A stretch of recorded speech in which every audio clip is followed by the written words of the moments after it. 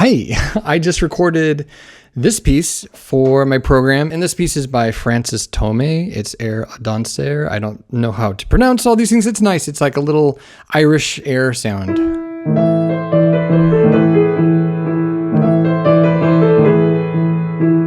And it's pretty beginner friendly. I wanted to talk about just one section in it because I got a little carried away. This is the middle section of this piece. And what happens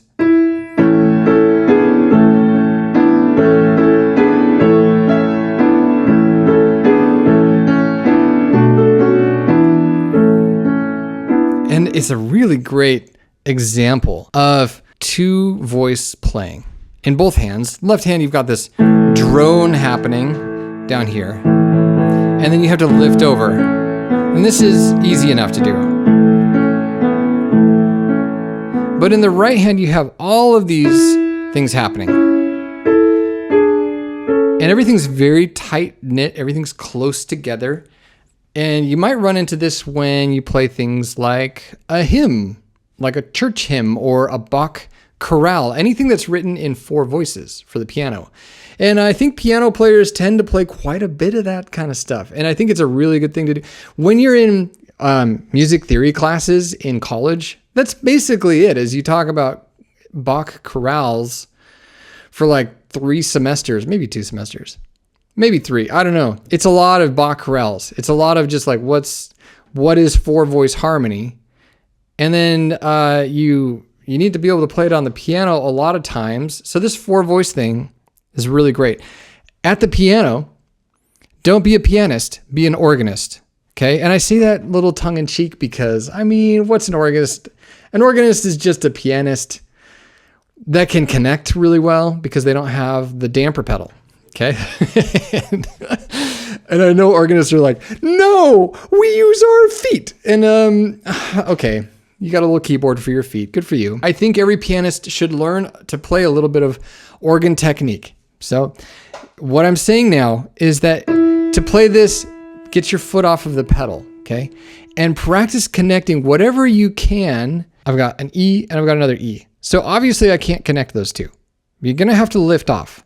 So E to E, lift off. So play, let go, play again. Notice how I lifted though.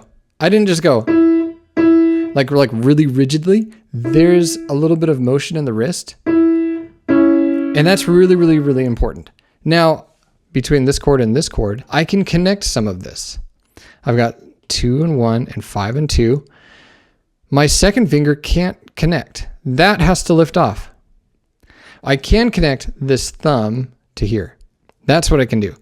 I have to let go of that top note. So play, let go of the top note, but hold the second finger. So I've got a connection here. This has to be let go. Both of these can connect. 5-2 to 4-1. This one has to let go, and this one can connect because your thumb is going to go down. I can slide this note to this note if I really care. I can connect this note to there, but I have to let go of the thumb. Right? So this is a lot of 4-voice playing. 2 voices in your right hand, 2 voices in your left hand. And this is the kind of thing that you're thinking through. Can I connect? And if I don't connect, how am I letting go? Watch my hand again. Lift off. And then when I lift here, I'm going to say hi. I'm going to go fingers up. And then connect. Thumb up. Follow through. Now, since this is a long note, I'm going to follow through anyway.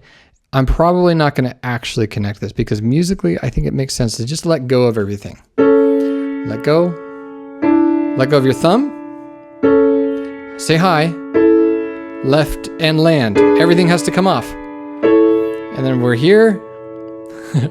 This is 2 notes. This is a big chord, and it's just going to be drop your wrist and lift off. Drop and lift. Lift off. Say hi. Connect everything. Hold the 4th finger, let go of the thumb. Keeping... And so putting that all together, you have to be really dedicated to letting yourself slow down and seeing the relationship of your hand to the keyboard. That's the big takeaway for this little video, is like, what is the relationship of your hand to the keyboard in this sequence of notes? What needs to happen with the hand for you to be able to play it as smoothly as possible? And the best way to practice that is with no pedal, trying to play as connected as you can, because sometimes you just can't.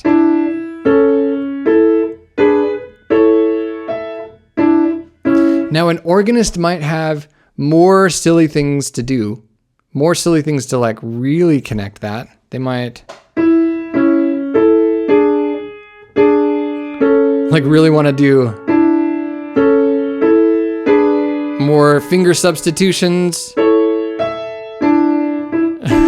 You know, and I'm just faking it at the moment. They might like have more intricate things to do that are contrary to how the hand mechanically wants to work with the keyboard. They're forcing some things. So some organ techniques where you're doing like finger substitutions and like really reaching for notes for the sake of legato, for the sake of connection, makes organ kind of like a bust your hand kind of instrument to play. I'm just putting that out there.